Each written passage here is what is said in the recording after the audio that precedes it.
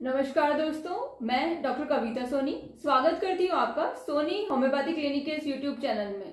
आज हम बात करेंगे कुछ ऐसे फूड आइटम्स की जिनको खाने से आपका हार्ट मजबूत होगा, क्योंकि हर कोई हार्ट अटैक से बचना चाहते हैं। हार्ट की बीमारियों से अगर आप बचना चाहते हैं, अगर आप चाहते हैं कि फ्यूचर में आपको हार्ट से रिलेटेड बीमारियां ना हो, तो कुछ अच्छे फूड आइटम्स को अपनी डाइट में शामिल कर और कुछ खराब फूड आइटम्स को अपनी डाइट से हटाकर आप जो है फ्यूचर में आने वाली इन बड़ी बीमारियों से बच सकते हैं।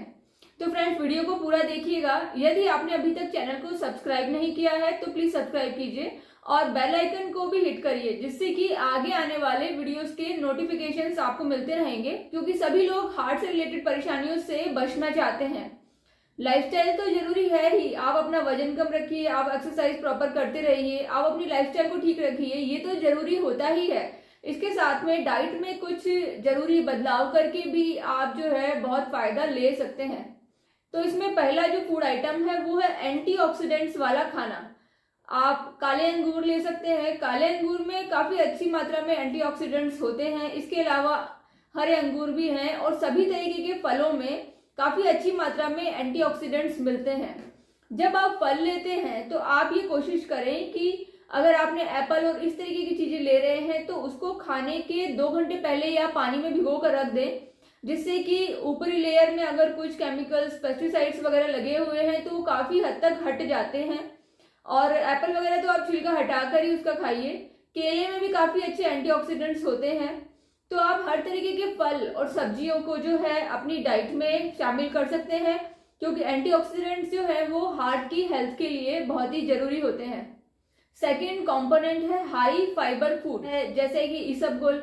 आप इसबगोल को रोटी में मिलाकर खा सकते हैं, आटे में मिलाकर जो इसबगोल को खा सकते हैं, दूध में भिगोकर आप इसे खा सकते हैं, पानी में भिगोकर आप इसे खा सकते हैं। इसके बिस्किट्स बनते हैं, पराठे में डाल के खा सकते हैं। तो अगर आप इसबगोल लेते हैं तो अच्छी मात्रा में आपको फाइबर इसमें मिल जाता है। इसके अलावा पत्ता गोभी में, नाशपाती में, मिलेट्स वगैरह जो हैं इनमें अच्छी मात्रा में जो है फाइबर मिल जाता है।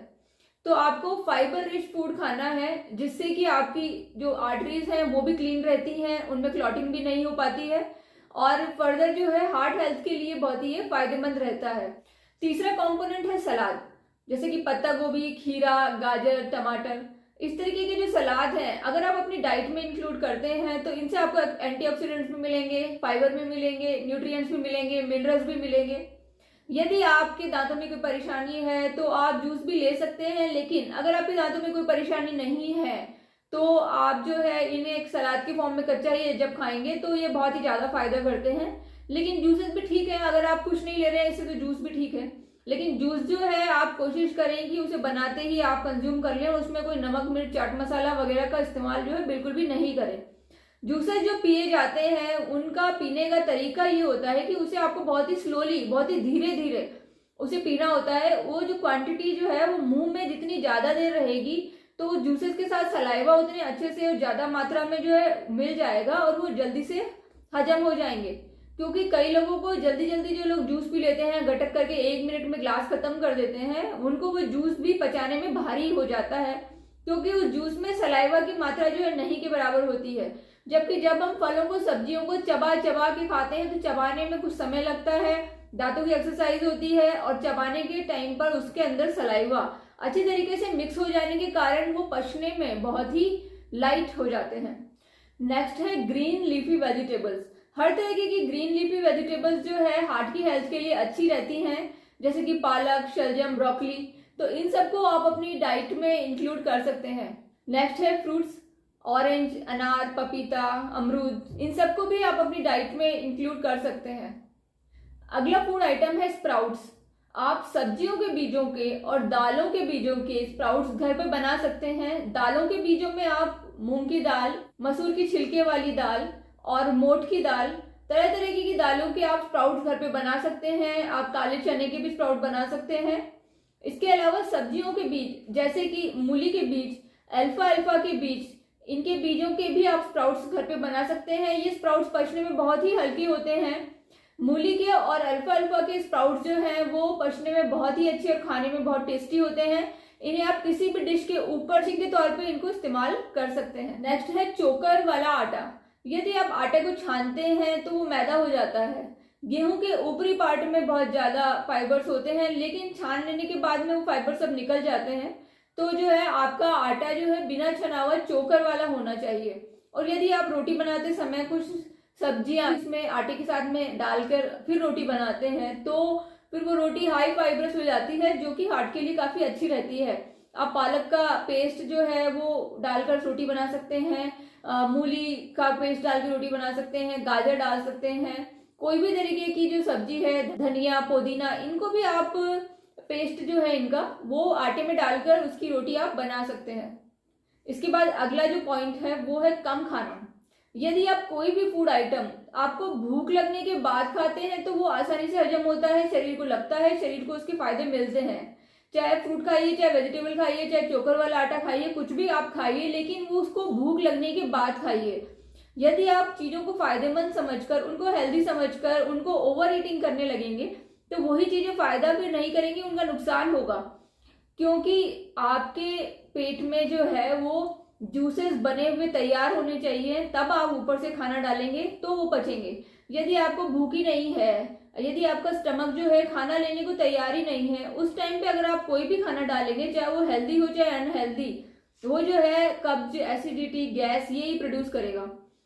तो अगर आपको गैस बनती है तो आप ये चीज मान लीजिए कि आपको खाया हुआ उस दिन हजम नहीं हुआ है, इसीलिए वो खाना सड़ा है और सड़ने के कारण उससे गैस बनी है। तो अगर आपको गैस बनती है तो आप इसको लाइटली ना लें कि गैस तो बनती ही है, गैस तो रोज ही बनती है, रोज ही गैस पास होती है, सबको ही होती है।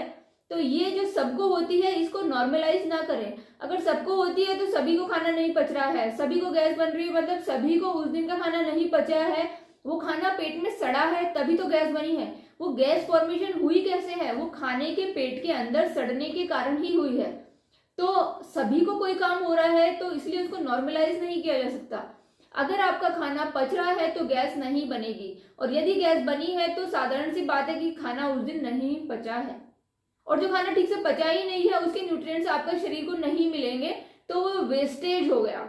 वो जो खाना आपने महंगे दामों पे खरीदा, उसे टाइम लेके पकाया, उसे खाया और उस खाने से आपको फायदा नहीं मिला, तो ये तो बहुत ही भारी आपके शरीर के लिए नुकसान है। 10th पॉइंट है अर्जुन की चाय, या धनिया पुदीना की चाय, या तुलसी की चाय, या अदरक की चाय, या हल्दी की चाय, या गुलाब के फूलों की चाय, संतरे के छिलकों की चाय, लेमन ग्रास की चाय, गुड़हल के फूलों की चाय, तरह तरीके के फूलों और पत्तियों की चाय जो है आप मिक्स मैच करके अलग अलग तरीके से उसमें फ्लेवरिंग के लिए इलायची, दालचीनी, गुड़ या हनी या मिश्री या खांड वगैरह डालकर आप तरह तरीके के कॉम्बिनेशंस के साथ में इन तरीके की हर्बल टीज को बना सकते हैं, जो कि आने वाले सर्दियों के मौसम में आपको पीने में भी बड़ा मजा आएगा। और जब ये हेल्दी होती है, जब आपको पता है कि इनको पीने से आपके शरीर को नुकसान नहीं हो रहा है, तो आप फिर खुशी खुशी इनको एंजॉय कर सकते हैं। क्योंकि लोग सर्दियों में मजबूरी में भी चाय पीते हैं क्योंकि उन्हें कुछ गर्म पीने का मन करता है, और हमें बनाने के लिए सिर्फ चाय ही आती है, दूध वाली चाय जिसमें कि काली ही चाय पत्ती डाली जाती है। तो इस सर्दियों के मौसम में आप काली चाय और हरी चाय मीन्स ग्रीन टी और इस ब्लैक टी को क्विट कर दीजिए, दूसरे तरीके की चाय ट्राई करिए, जिससे कि आपको रोज नए नए तरीके की चाय का स्वाद मिलेगा और आपको ये संतुष्टि भी होगी कि जो आप चाय पी रहे हैं वो आपके शरीर को फायदा कर रही है।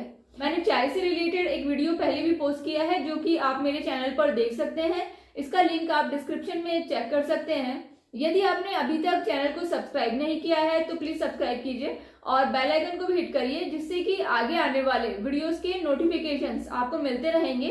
तो फ्रेंड्स, आज हमने 10 पॉइंट्स के बारे में डिस्कशन किया।